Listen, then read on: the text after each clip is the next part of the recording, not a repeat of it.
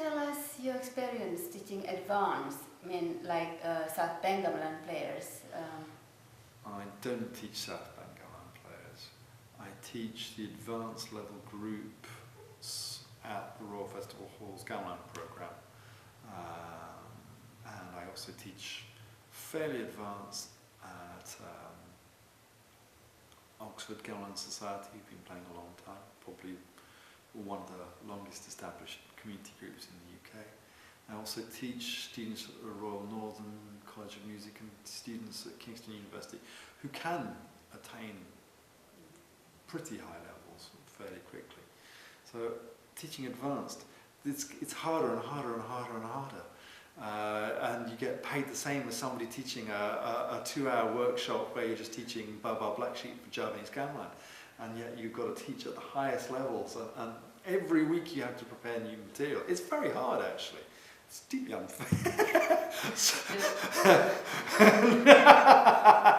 Sophie, I'm not complaining. I'm not complaining. Somebody's got to do it. But many hard things, a lot of preparation, yeah. Also having to be a diplomat as well, because if you study in Java, if you're playing in Java, and you go to a teacher's group and and there's so many differences and so many variations in style and in the way you play certain instruments and the way certain pieces go, which is dependent on many strands of a tradition, which is basically an oral tradition. And it also depends on the rosso, on solero, on your taste and your feeling for a piece. So to say a piece goes like that is always open to question. And so you go to Baba Harjo Pawiro's group on a Thursday night, and then you go 4 days later to Pak Sugeng Riyadi's group on a Tuesday night, and you play it Pak Harjo's way, and Pak Sugeng says, "Why do you play it like that?" And you say, "Oh, I learnt that on Pak Harjo's." You all go and play it in Pak Harjo's group. But of course, in the UK, there aren't so many gamelan teachers, and there aren't so many groups, and so you get people come into your groups, and you play. You give them a notation, and you say, "Here's the piece, Ladrang Mulujing." "Ah, it doesn't go like the way I remember it in my group." You can't say to them, "Oh, sod off, go and play in your group." You have to be quite forgiving for the fact that different people have lots and lots of different ideas how it should be, particularly the more advanced they get. And so, sometimes it's wonderful being teacher of advanced group. I get to sit there in the corner and play kanong, listen to nice gamelan music, and be paid for it. Sometimes it's great. Sometimes it's a little bit of you have to be. Not diplomatic, it's just like helping keen, hard-working, enthusiastic and gifted students work out why some things don't work, and some things do work, how all pieces are not the same, how there's a flavour to this piece which makes it different from that piece. And that's just about experience. So it is quite challenging, and it is very rewarding at times, and at times quite stressful. And teaching community groups is different again, because that's not about results as much as actually all groups are about encouraging a good group feeling. Overall, all groups.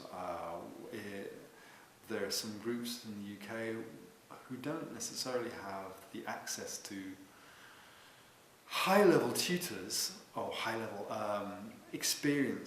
field experienced gamelan tutors, who nonetheless get a more Javanese feeling into their meetings and their rehearsals than the highest level groups in London. There are a couple of lovely groups run by people who really understand what it is to create a community in music, who aren't necessarily the greatest Javanese Gamelan players or Balinese Gamelan players, but have a really nice idea of what making a community through music is. So that's very rewarding when you're asked to work with those groups. So community, all music, all groups should encourage, as well as great music making. There's a challenge that all groups should foster a sense of community. think that's something I got from my days in York through Neil Sorel. Yeah. I was going to ask something, I forgot.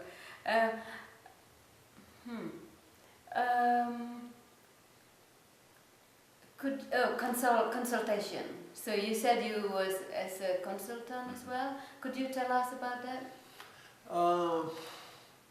So yes, quite a few of my, so in two different things. I'll start again.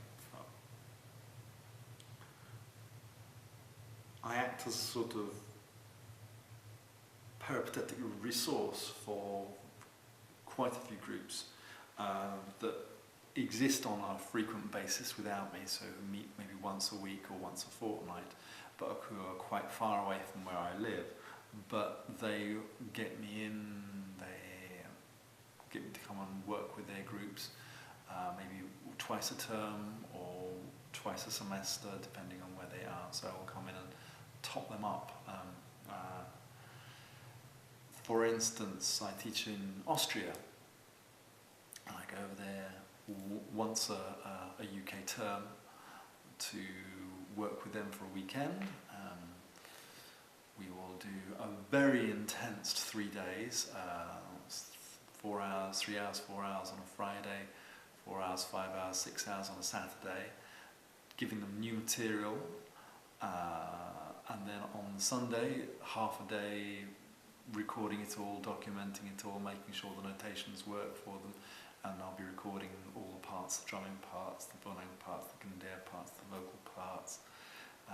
So that sort of consultancy, building a program that they can then take through for the remainder of the term, and building repertoire. And then also, I was part of the early stages of quite a few music service programs where I was asked to come in and help them create a gamelan literate workforce, so teachers that could teach basic gamelan, and B, help them structure what they wanted to do with their gamelan. So for instance, in Hampshire music, I worked with their world music coordinator to train up music staff to be able to work with groups, and also oversee and suggest large projects, sometimes involving dancers, sometimes involving shadow puppeteers, sometimes going out into festivals, and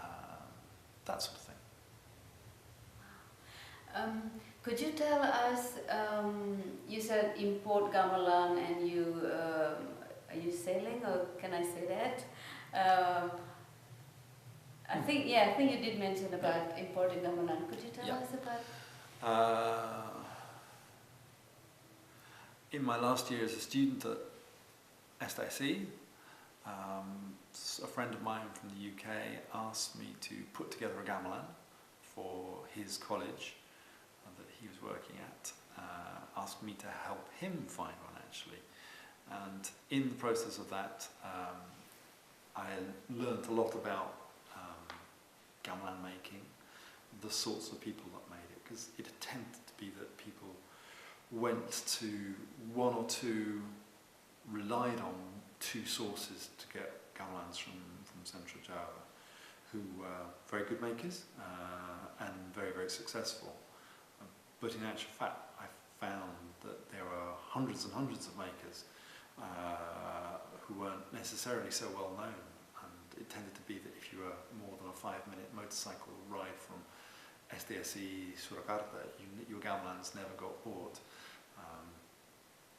So it was just a sort of learning curve, and I really enjoyed that. I really enjoyed the fact that I really enjoyed talking to, chatting with, working with all the various craftsmen that go into making a gamelan. So some friends and I kept on selling gamelan, so if anybody needed one, they would get in contact with me, and we put together a gamelan.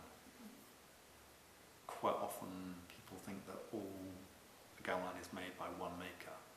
And though this does happen, it's only two or three cases, two or three makers make the whole of a gamelan. And even so, they will get casework and drums and all the accessories from somewhere else. But in actual fact, in most cases, it's something much more complicated, where Pat Sukun is a bovine maker, but Pa Wiro is famous for making citrus, and Pa Tantrum is famous for making gandeers. And in actual fact, Pa Imin in that village's gandeers are almost as good as Pa Sukun's gandeers, but because he's 6 miles across the river, his gandeers are probably about half the price. And it's just about getting to know different people. It's a very enjoyable way of going backwards and forwards from Java as well. So I think over the last years, I've imported quite a lot of gamelans, large ones and small ones. That was something that came up because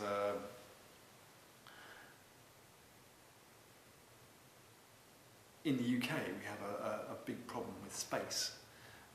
People are very enthusiastic about wanting a gamelan, but they don't necessarily realise what a large space commitment they are, and they also don't realise how heavy they are. And I suppose I came up with an idea to shrink gamelans, and because I'd seen some old sets from the reign of Pakubuono X in Surakarta that were owned by an arts institution very near my house, where I used to live when I was a student.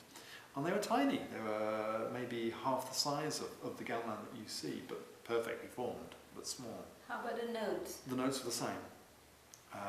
The metal the same? As in the pitch, you'd assume, because they were smaller instruments, smaller keys, smaller pots, that they would have to be higher pitched, but they weren't. They were the same pitch. And it was quite a difficult process for modern contemporary makers to reverse the years and shrink the keys, but keep the sound good. And a lot of we had one or two duff prototypes, and gradually got better and better and better at it. And also problems with the wood. You can shrink the gamelans, but if you don't get the right source of wood, they can still be almost as heavy, because teak, the traditional material for making gamelan, can be extremely heavy. It's one of those rare things which loses weight as it gets older. Most things put on weight as they get on. But teak in the UK can actually get lighter, but it takes a long while for that to happen. So most people find it quite challenging to haul teak gamelans around. So we just changed the wood, shrunk the instruments. It took about 3 years to get it right, but the sort of gamelans that I sell would generally tend to be a good 2/3 smaller than one of these instruments.